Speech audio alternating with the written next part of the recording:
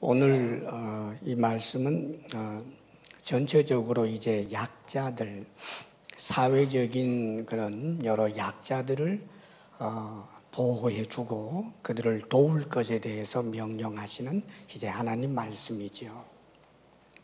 요즘은 우리나라도 이제 이 약자에 대한 관심이 많이 이제 높아져서 여러 가지 이제 법 조항에서 약자들을 배려하는 이제 그런 법들이 많이 이제 나옵니다.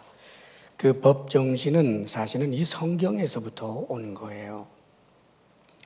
오늘 말씀을 우리가 한번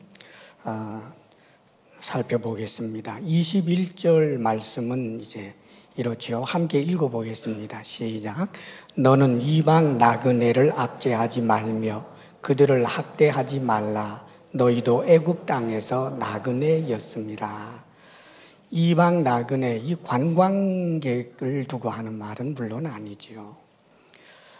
물론 정말 말 그대로 여행하는 객을 옛날에 약탈하는 일도 있었으니까 그것도 포함은 됩니다만은 여기서 이방 나그네라고 하는 이들은 자신의 그 조국에서는 살 길이 좀 막막해져서 좀 더 나은 환경을 찾아서 말하자면 이 이스라엘 사람들 틈에서 살고 있는 그런 이제 거류민들, 그들을 두고 하는 말입니다.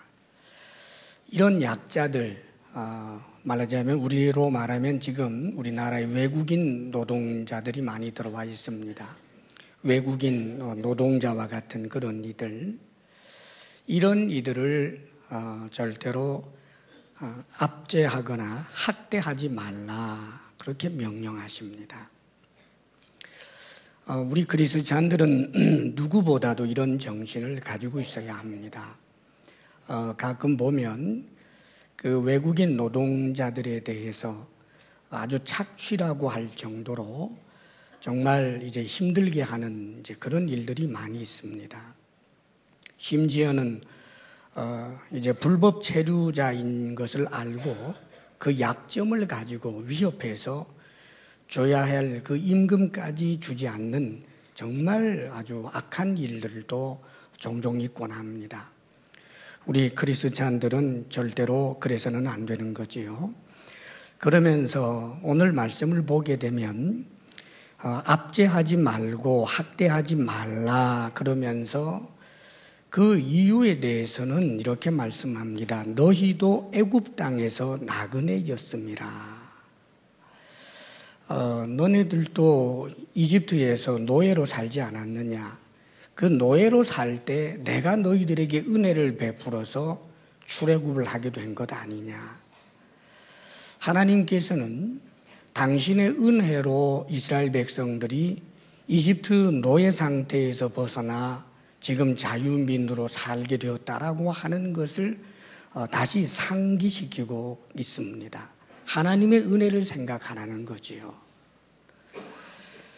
계속해서 또 보면 22절 말씀입니다. 우리 한번 읽어볼까요? 시작. 너는 과부나 고아를 해롭게 하지 말라. 그러면서 좀 무서운 말씀을 하십니다. 23절, 24절 함께 읽어요. 시작. 내가 만일 그들을 해롭게 함으로 그들이 내게 부르짖으면 내가 반드시 그 부르짖음을 들으리라. 나의 노가 맹렬함으로 내가 칼로 너희를 죽이리니 너희의 아내는 과부가 되고 너희 자녀는 고아가 되리라. 과부나 고아를 해롭게 하지 말라. 고대 사회입니다. 특별히 이때는 철저하게 이제 가부장적 또 남성 중심의 사회입니다.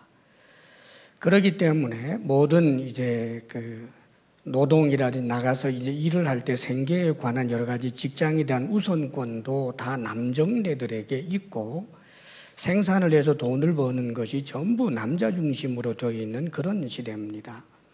더더군다나 유산이라고 하는 것도 여성에게는 없고 남성에게만 주어지는 그런 시절이지요. 그렇기 때문에 만일 남편이 없고 또 아들이 장성한 아들이 있어서 뭐 그렇게 보살펴 주면 모르겠습니다만은 장성한 아들도 없는 그런 과부일 경우에 사회적인 약자로 굉장히 가난하고 어렵고 억울한 그런 삶을 살 때가 많지요. 고아들은 옛날이나 지금이나 말할 것도 없고요. 이 과부나 고아는 사회적 약자의 거의 대명사고 이들은 보호해 주는 사람이 거의 없습니다. 그렇기 때문에 동네북처럼 얻어맞고 손해를 보고 억울한 일을 당하는 일들이 고대 사회에 비일비재했던 것입니다. 그래서 하나님께서는 이 과부나 고아를 해롭게 하지 말라라고 말씀하시면서 그것이 옳은 일이다. 고아나 과부를 괴롭히는 일은 나쁜 일이다. 이렇게 말씀하시는 것이 아니고 만일 그들이 억울한 일을 당해서 부르짖으면 탄식을 하고 부르짖고 몸부림치지 않겠습니까? 명시적으로 하나님을 구하기도 하겠고 오 하늘이여 할 수도 있겠고 신앙이 당연히 있는 사람은 하나님을 찾겠습니다만 하나님을 모르는 그런 백성들의 경우에는 그저 하늘을 울어서 하늘이여 라고 탄식을 할 수도 있겠습니다. 그들의 그러한 부르짐들, 그들의 그 비명을, 그 신음소리를 하나님께서 반드시 듣고 이렇게 하겠다는 거예요. 내가 그러면 굉장히 노가 맹렬하게 될 거다. 분노하시게 된다는 말입니다. 그래서 칼로 너희를 죽이리니, 즉 전쟁이라든지 이런 것을 통해서 너희들을 죽이게 되면 네 사랑하는 아내, 지금 비단 옷 입고 있는 네 아내가 과부가 되지 않느냐. 금수저이 들고 있는 네 자녀들이 고아가 되지 않느냐. 그 말씀을 상기시킵니다. 무슨 말씀입니까? 이것은 너희들이 지금 현재 이루고 있는 것, 네 아내에게 잘해줄 수 있고 네 자녀들에게 무언가를 좀 잘해줄 수 있는 그런 자랑스러운 남편이 되고 혹은 아버지가 되었다라고 하는 그것은 내가 너희에게 준 은혜 때문이다라고 하는 것을 잊지 말라는 거예요.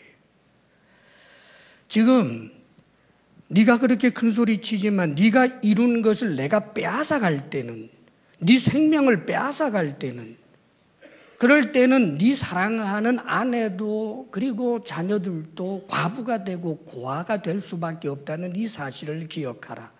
하나님의 심판을 말함과 동시에 하나님께서는 지금 하나님의 백성들에게 무엇을 상기시키느냐 하면 네가 무엇인가 한 가지라도 가지고 있다라고 하는 것, 누릴 수 있다라고 하는 것은 전적으로 내가 허락했기 때문에 누릴 수 있는 것이지, 네가 가진 지위도 네가 가진 재물도 내가 허락하지 아니하면 네 것이 아니다라고 하는 것을 상기시키는 거예요.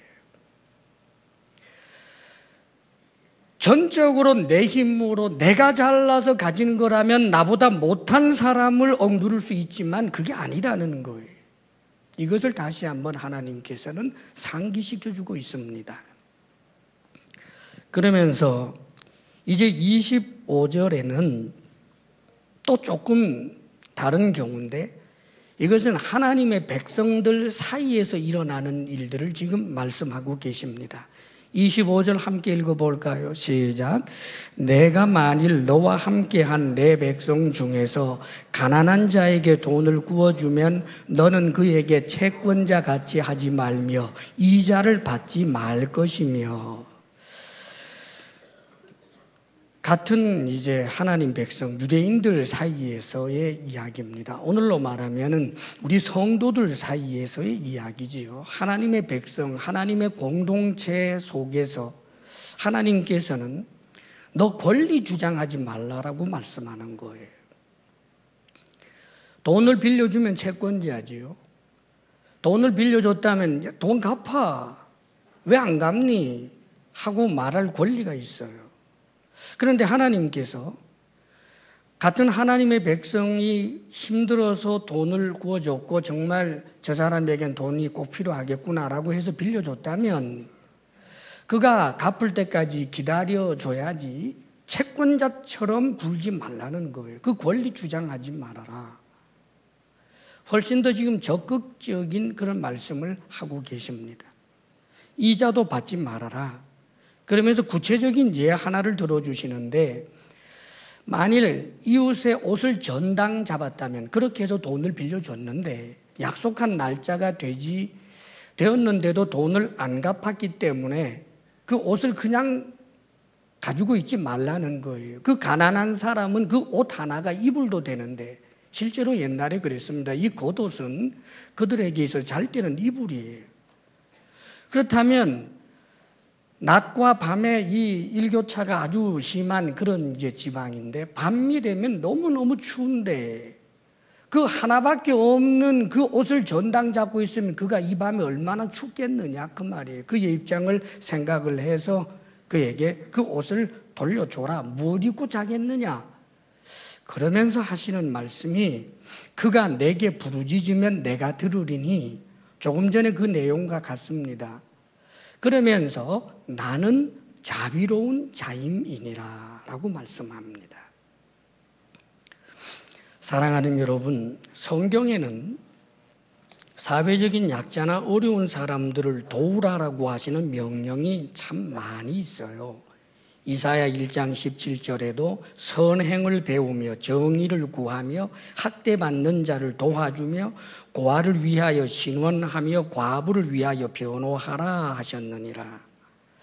또 야고보서 1장 27절에도 보면 하나님 아버지 앞에서 정결하고 더러움이 없는 경건은 곧 고아와 과부를 그 환난 중에 돌보고 또 자기를 지켜 새 속에 물들지 아니하는 그것이니라. 그래서 신구약을 막론하고 이 사회적인 약자들을 돕고 또 배려해주고 사랑하라고 하는 그런 내용의 말씀들이 참 많이 있습니다. 그런데 우리가 여기서 주의해서 봐야 할 점이 있습니다. 하나님의 백성에게 하나님께서 이런 사회적인 약자들이나 어려운 사람들을 도우라라고 하실 때 그것은 옳은 일이기 때문이다. 도덕적으로 그것은 바른 일이다. 그것이 정의로운 일이기 때문이다 라고 하는 쪽에 강조점을 맞추지를 않고 하나님과의 관계를 가지고 말씀을 하고 있습니다. 다시 말하면 이방 나그네를 압제하지 말라. 왜냐하면 내가 너희들에게 은혜를 베풀어서 너희들이 나그네 삶을 청산하게 된 것 아니냐. 하나님의 은혜를 생각하라는 거예요. 고아와 과부를 해롭게 하지 말라 그러면서 그를 해롭게 하면 내가 심판할 것이다 라고 하는 말씀을 하시면서 현재 네가 누리고 있는 그 모든 것이 네가 잘나서 가진 것이 아니고 내가 주었기 때문에 누리고 있는 것이야 하면서 하나님과의 관계를 지금 말씀합니다. 나는 자비로운 자다. 사랑하는 여러분, 하나님이 당신이 당신을 두고 하시는 말씀이 나는 자비로운 자라고 지금 하나님의 백성들에게 말씀하는 거예요. 무슨 말입니까? 하나님께서 자비로우시다라고 하는 것에 대하여 옳습니다, 주님. 정말 하나님은 자비로우신 분입니다. 하나님은 사랑의 하나님이십니다. 하나님은 긍휼의 하나님이십니다. 이 사랑, 하나님 자비, 여기에 대한 감동과 감격이 있는 사람이 하나님과의 관계 속에서 흘러 넘치는 그 힘으로 어려운 사람들, 사회적인 약자들, 힘든 사람들을 도우라. 지금 그것을 말씀하고 있는 거예요. 왜 그럴까요? 우리 인간 그 자체의 성정이 악하기 때문에 하나님과의 그 관계에서 하나님의 은혜의 풍성함과 그 사랑과 자비의 풍성함에 대한 감격과 감사가 흘러 넘치지 않고 내 속에 있는 나의 의를 가지고 행하는 선행에는 반드시 악이 함께 따라오기 때문입니다. 사랑하는 여러분, 이것을 잊어서는 안 됩니다. 여러분, 신약 성경에 우리 주님께서 선한 일을 하는 데 대해서 이런 비유의 말씀을 하십니다. 용서하고 남에게 베풀고 하는 삶을 살 것을 요구하기 위해서 우리 주님이 하신 말씀이 이런 거예요. 1만 달란트 빚을 지는 사람이 있는데, 어떤 임금에게 1만 달란트 빚을 졌는데 그 빌려주었던 임금이 이 사람 처지를 불쌍히 여기셔서 그 도대체 갚을 수 없는 그 엄청난 빚 1만 달란트를 탕감해 줬다는 거예요. 그런데 이 1만 달란트 탕감받은 사람이 누군가에게 100데나리온을 빌려줬는데, 그 100데나리온 빌려준 사람이 갚지 못하니까 멱살 잡고 흔들다가 왜 안 갚아 하고는 감옥에 쳐넣었다는 거지요. 그랬더니 그 소식을 전해 들은 임금이 그 못된 녀석 아니냐, 나한테 1만 달란트를 탕감을 받았다면 감사의 마음을 가지고 자신에게 100데나리온 빚진 사람이 있다면 그도 탕감해주고 용서해주는 것이 마땅할 텐데 감옥에 쳐넣어 그놈 잡아서 1만 달란트 갚을 때까지 감옥에 넣어라 했다라고 주님께서 말씀하십니다. 여기서 이 임금은 곧 주님, 하나님을 말하는 것이고, 1만 달란트와 100데나리온, 여러분 아마 감이 잘 안 올 겁니다. 이 한 데나리온이 그 당시에 하루 품삯이에요. 1달란트는 6,000데나리온입니다. 그러니까 그 당시에 이스라엘이라고 하는 온 나라의 전체 세수가 600데나리온 정도예요. 그러면 600달란트란 말입니다. 그렇다면 1만 달란트라고 하는 게 얼마나 엄청난 돈이겠어요. 뭐 쉽게 계산하면 이렇습니다. 계산하기 쉽게 하기 위해서 한 데나리온을 계산을 쉽게 하기 위해서 그저 하루 품삯을 10만 원이라고 해봅시다. 그러면 100데나리온이라면은 1,000만 원 정도 빚진 거지요. 그런데 1만 달란트 빚을 졌다라고 하는 것은 말하자면 6조를 말하는 거예요. 6조를 탕감받았는데 1,000만 원 안 갚았다고 감옥에 쳐넣어. 지금 하나님께서, 우리 주님께서 무엇을 말하는 것입니까? 네가 탕감받았다라고 하는 그 은혜에 대한 감격, 그것 없는 것, 그걸 지적하는 거예요. 정말 임금에 대하여 감사와 감격이 사무친다면 어떻게 자신에게 1,000만 원 빚진 사람을 감옥에 넣을 수 있겠습니까? 이 사람이 선한 일을 할 수 없었던 이유는 다른 데 있는 것이 아니라 하나님이 은혜를 주셨지만 그 은혜를 은혜로 여기지 않으니까 선한 일을 할 만한 능력도 힘도 안 일어나는 거예요. 사랑하는 여러분, 여러분 자신을 과신하지 마십시오. 내가 굉장히 도덕적인 사람이라고 스스로 생각하십니까? 내가 굉장히 선한 사람이라고 생각하십니까? 내가 가지고 있는 이 선, 내가 가지고 있는 이 정의의 깃발, 정의를 사랑하는 마음, 약자를 편들고 있는 이 지고지순한 이런 성품이라면 얼마든지 선한 일을 해낼 수 있다고요. 아니요. 그런 사람은 없습니다. 성경은 인간은 누구나 다 하나님 앞에서 죄인이며 어느 누구도 의의 깃발을 자신의 힘으로 자신의 것 가지고 주장하게 되면 반드시 함께 죄가 들고 일어난다라고 하는 것을 끊임없이 지적해주고 있는 거예요. 어떻게 선한 일을 할 수 있는가? 은혜에 대한 감격이에요. 하나님이 나에게 자비를 베푸셨다라고 하는 그 감사와 감격이 내가 누군가에게 자비를 베풀고 하나님이 내게 말로 할 수 없는 은혜를 주셨다라고 하는 그 감사와 감격이 비참한 처지에 놓여있는 사람을 위해서 내 호주머니를 불고 내가 땀을 흘리고 섬길 수 있게 되는 것입니다. 그렇기 때문에 사랑하는 여러분, 하나님과의 관계를 바르게 하지 않으면, 하나님과의 관계가 흘러 넘치는 그런 일이 없으면 우리는 누군가를 향하여 선한 일을 할 능력 자체가 일어나지 않는다는 사실을 알아야 합니다. 가령 어떤 사람이 일주일에 한 번씩 노숙자들을 밥을 대접하는 노숙자의 그런 식사를 일주일에 한 번씩 제공해 주는 그런 이제 모임에 가서 늘 열심히 땀을 흘려서 식사를 대접하는 일에 참가한다고 하십시다. 귀하고 아름다운 일이지요. 자, 그런데 어떤 사람 이렇게 말을 한다고 생각해 보십시다. 내가 현재 이렇게 노숙자들을 섬기는 이 자리에 절대로 빠지지 않고 함께 하는 사람이 있는데 그 사람이 절에 다니는 사람이야. 그 사람이 절에 다니지만 예수님 안 믿지만 하나님 모르지만 하나님 부인하지만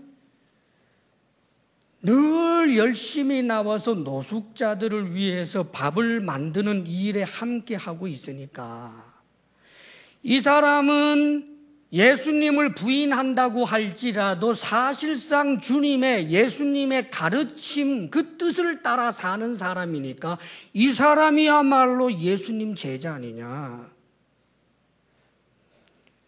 내가 다니는 교회에서 무슨 권사인지 집사인지 하는 사람이 있는데 예배 때마다 좋은 옷 밍크 코트 걸쳐 입고 나와가지고 폼만 잡는데 그런 사람이 예수님 제자라고 할 수 있어? 아니잖아. 여러분은 어떻게 생각하세요? 굉장히 설득력 있는 이야기 아닙니까? 요즘은 이렇게 생각하는 이들이 참 많습니다. 소위 교회 다니고 크리스찬이라고 자처하는 사람들 가운데서도요 그렇게 생각합니다. 선한 일을 많이 하는 사람이 정말 주님의 제자지. 예수님을 몰라도 절에 다니든 뭘 하든 어쨌든 약자들을 돌보는 그 일을 하는 사람이 예수님 제자지. 사랑하는 여러분, 여기에는 중요한 아주 위험한 함정이 하나 있어요. 지금 이분은 자신이 스스로 교회를 다닌다라고 생각을 하고 있지만 스스로 주님의 제자라고 생각하고 있지만 자신의 제자됨이 예수 그리스도의 십자가 구속의 은혜를 통해서 내가 죄사함을 받았다, 예수님을 믿음으로 구원을 받았다라고 하는 이 기초석 자체가 무너지고 있는 거예요. 지금 그는 불교인이지만 선한 일을 하는 사람과 한 묶음으로 자신을 묶어서 자신이 하는 이 선한 일 때문에 주님의 제자고 선한 일 때문에 내가 구원을 얻는다라고 생각하는 그 함정에 스스로 빠지고 있는 거예요. 더더군다나 자신들이 하고 있는 이런 봉사에 대하여 함께 참여치 아니하는 자들을 향한 증오와 분노와 경멸이 거기 도사리고 있는 거예요. 사랑하는 여러분, 선한 일을 하기는 하는데 선한 일을 하면서 선한 일 하는 것에 대하여 자신이 의롭다라고 하는 의의 깃발을 흔들고 선한 일에 참여하지 않은 자들을 향하여 맹렬한 분노와 멸시적인 태도를 갖고 있는 것은 사랑하는 여러분, 지금 선한 일을 하면서 그 선한 일보다 10배나 100배나 더 많은 죄를 범하고 있는 거예요. 사랑하는 여러분, 선한 일을 통해서 구원을 얻는 것 아닙니다. 선한 일은 해야 합니다. 착한 일은 해야 합니다. 착한 일을 오로지 착한 일대로 해낼 수 없는 존재가 우리입니다. 그렇기 때문에 주님과의 관계를 항상 새롭게 해야 되는 거예요. 어느 날 선한 일을 하다가 이 선한 일에 참여하지 아니하는 사람들을 볼 때 나도 모르게 그들을 향하여 섭섭한 마음과 분노가 일어나고 그들을 판단하는 마음이 일어나게 될 때 주님을 생각하면서 오 주님, 제가 남을 판단하고 있습니다. 주님, 제가 잘못했습니다 하면서 마음속에서 일어나는 그 교만의 싹을 잘라내고 내가 하는 이 의로운 행위로 말미암아 마치 천국을 쟁취할 수 있는 것처럼 그렇게 교만한 생각이 들다가 주님, 제가 잘못했습니다, 저는 티끌입니다, 저는 죄인 중에 죄인입니다 하며 교만한 마음을 계속해서 잘라내면서 주님과의 관계를 새롭게 해내면서 선한 일을 할 때 그 선한 일 속에 섞여 있는 악들을 제거해내며 할 수 있는 것입니다, 여러분. 마태복음 25장에 보면 많은 사람들이 오해하는 그런 본문이 하나 있습니다. 우리 예수님께서 이런 말씀을 하십니다. 마지막 때가 되면 인자가 천사들과 함께 오리라. 당신이 오신다는 거지요. 천사들과 함께 오게 될 때 모든 민족을 양과 염소로 그렇게 목자가 나누어 놓듯이 내가 양과 염소로 그렇게 둘로 나누어 놓을 것이다. 그리고는 양들을 향하여 이렇게 말할 것이다. 오른편에 있는 그 양들을 향하여 말하기를, 얘들아, 너희들은 창세 전부터 복받기로 예비된 자들이구나. 구원의 은혜를 받고 하나님이 주시는 큰 상을 받고 영생을 얻도록 하여라. 그러면서 내가 목마를 때 마실 것 주었고 내가 배고플 때 먹을 것을 주었구나. 내가 병들었을 때, 감옥에 갇혔을 때 나를 찾아 돌보아 주었고 내가 나그네 되었을 때 영접해 주었구나. 내가 헐벗었을 때 옷을 입혀 주었구나. 그러자 그 양들이 말합니다. 우리가 언제 주님께 그런 착한 일을 한 적이 있습니까? 그러자 이렇게 말씀하십니다. 여기 내 형제 중에 지극히 작은 자 가운데 하나에게 한 것이 곧 내게 한 것이니라. 사랑하는 여러분, 기억하십시오. 주님이 뭐라고 말씀하셨는지. 여기 있는 내 형제 중에, 사랑하는 여러분, 성경은, 우리 주님께서는 누구를 형제라고 하느냐 하면 주님을 믿는 성도를 항상 형제라고 말하는 거예요. 단순하게 약자이기 때문에, 단순하게 가난하기 때문에, 단순하게 억울한 일을 당하기 때문에 그가 형제인 것이 아닙니다, 여러분. 우리 주님께서는 당신을 믿고 섬기는 사람들을 형제라고 말하는 거예요. 자, 그렇다면 주님께서 하신 말씀이 무엇입니까? 이 나를 믿는 형제 중에 지극히 작은 자 하나에게 한 것이 곧 내게 한 것이니라 라고 말씀하신 이 의미가 무엇이겠어요? 이것은 주의 공동체에서 주님을 주님으로 온전히 섬기면서 주의 백성들을, 연약하고 어려운 사람들이 있는 이들을 돕는 것을 내포하는 말인데, 물론 이 말씀은 교회 바깥의 사람들은 돕지 말라라고 하는 그런 냉정한 말씀은 결코 아닐 것입니다. 그러나 간과하지 말아야 할 것은 우리 주님께서 주님과는 상관이 없는데도 불구하고 선한 일을 하게 되면 그에게 구원을 주시겠다라고 하는 그런 위험에 빠지지 않도록 하기 위하여 주님께서는 이 말씀을 분명히 하고 계시는 것입니다. 마가복음 9장에는 심지어 이렇게까지 말씀하는 거예요. 마가복음 9장에 우리 주님께서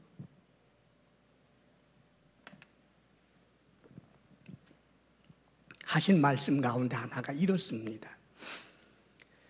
누구든지 그리스도에게 너희가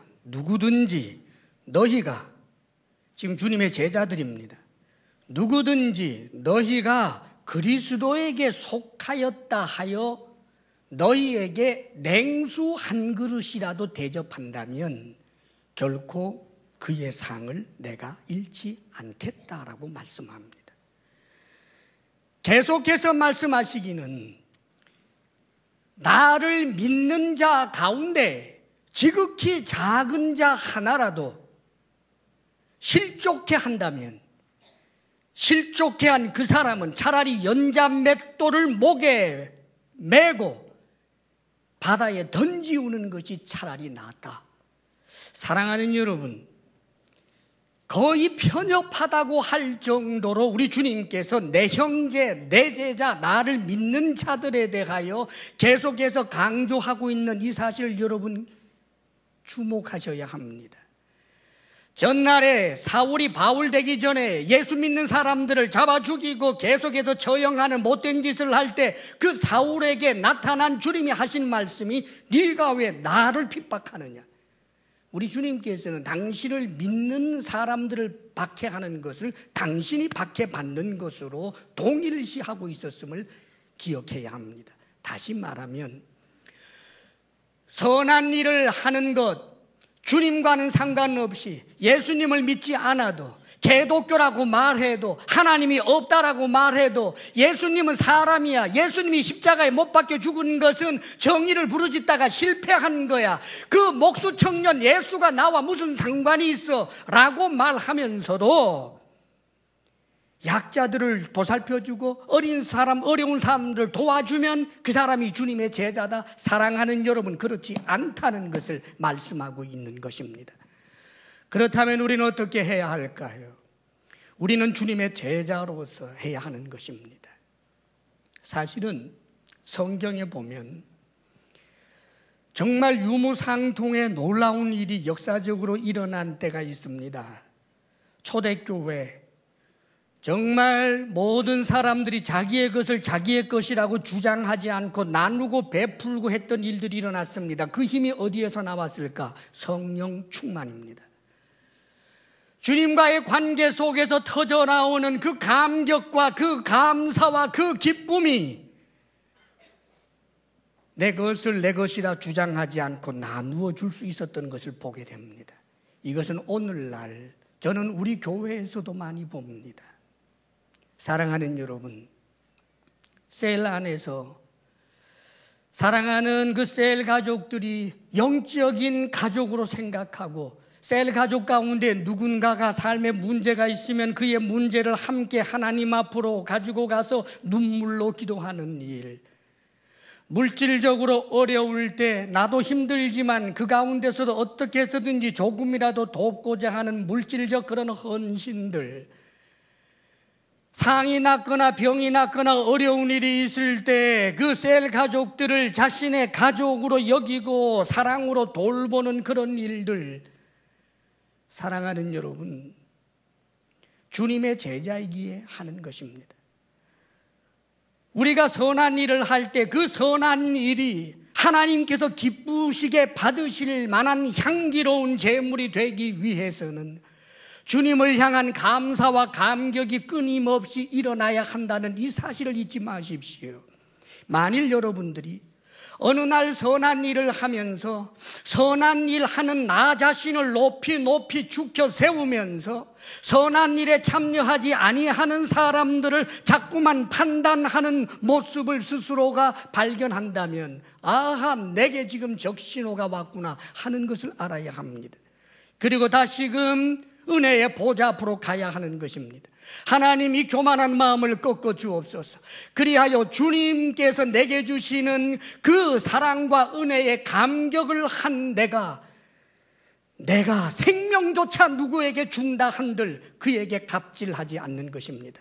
사랑하는 여러분, 선한 일 한다고 하면서 그것이 꽤 지속이 되면 어떤 일들이 일어나기 쉬운지 아십니까? 내가 누군가를 돕습니다. 또 돕습니다. 하루, 이틀, 사흘, 1년, 2년 돕다가 보면 어느덧 나는 그 사람 앞에 가면 머리를 꼿꼿하게 세우고 어깨를 펴고 있고 상대방은 늘 한 수 접어줍니다. 그것을 당연한 줄 알게 되는 거지요. 어느 누가 있어서 하나님과의 관계를 끊어버리고 자기 자신만의 의를 가지고 의롭다고 주장할 자가 있을까요? 우리는 생수의 근원이 아닙니다. 우리는 수도 꼭지가 될 수 있고, 우리는 수도관은 될 수 있지만 우리 자체가 수원지가 아닙니다. 내 속에서 나오는 그 의는 절대로 의롭지가 못합니다. 내가 나를 의지하고 내 감정에 충실하고 내가 가지고 있는 그 의의 깃발을 가지고 의를 행하는 것이 아니라 우리를 사랑하사 십자가에 못 박혀 죽기까지 하신 그 주님의 그 사랑에 감동하고 감격하며 주님의 뜻이 그러합니까? 그렇다면 내 것을 내어놓습니다. 내 것을 내어놓되 내 것을 내어놓은 것으로 오히려 감사하고, 누군가가 그 은혜에 대하여 응답하지 못하고 인색하다 할지라도 그를 향하여 경멸적 태도를 결코 갖지 않게 되는 것입니다. 사랑하는 여러분, 선한 일 많이 하십시오. 주님 때문에 하십시오. 약자들을 보호하십시오. 주님 때문에 하십시오. 그것이 나 자신을 세우는 그런 일이라고 생각해서 하지는 마십시오.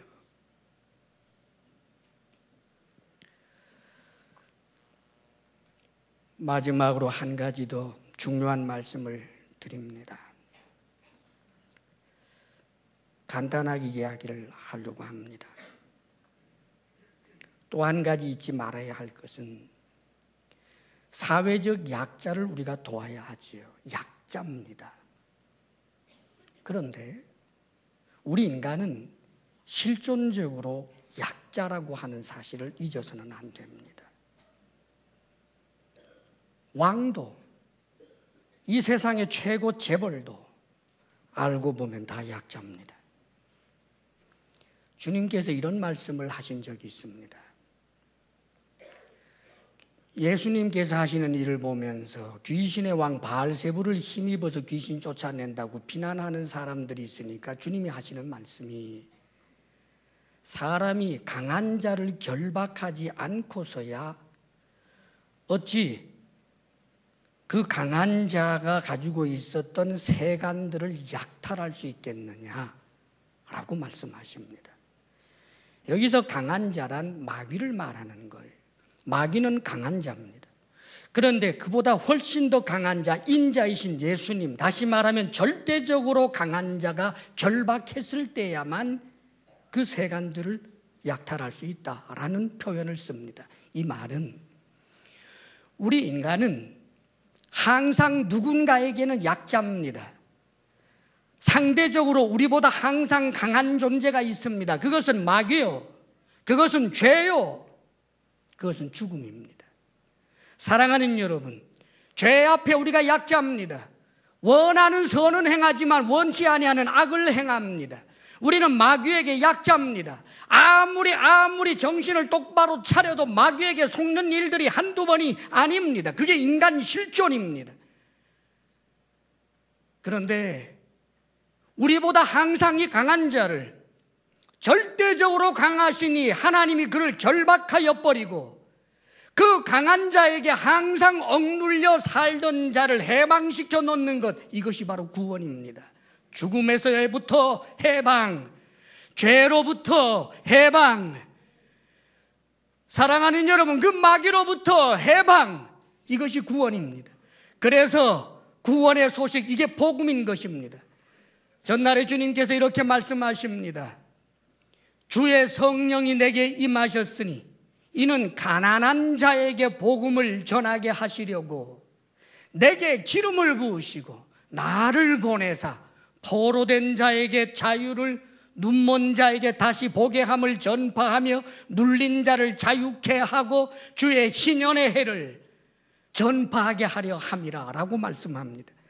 가난한 자, 인류 전체를 하나님께서, 우리 주님께서는 가난한 자로 보는 거예요. 인류 전체를 눈먼 자로, 눌린 자로, 인간 모두가 실존적으로 약한 자로 그렇게 하나님께서는 보십니다. 하나님 앞에서 인간은 마귀에게, 죽음에게, 죄에게 정복당해 있는 형편없는 약자 중에 약자인 것입니다.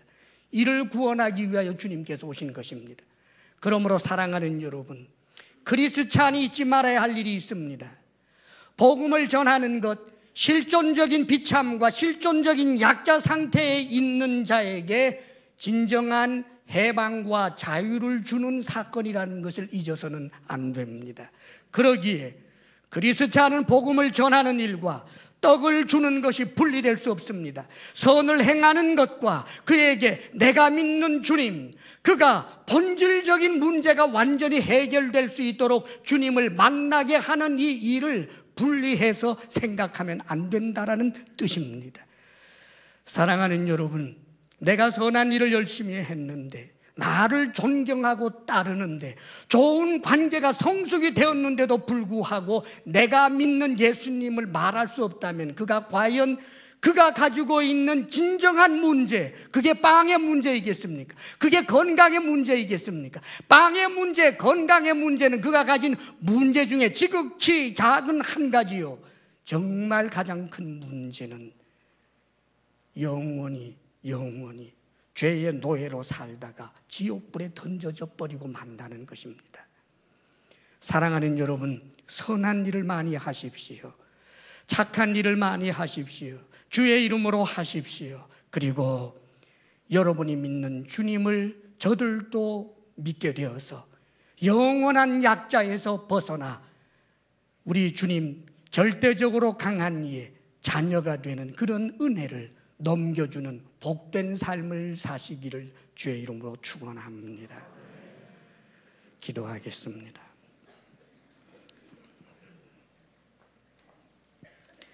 이제 이 시간 간절한 마음으로 여러분 결단하며 기도하십시오. 정말 주님께서 자비로우신 분입니다. 주님의 마음을 헤아려서 나도 자비를 행하고 나도 선대하며 돕는 자가 되게 하시고 약자를 괴롭히는 자의 자리에 하나님께서 노하는 대상이 되지 않게 하여 주옵소서.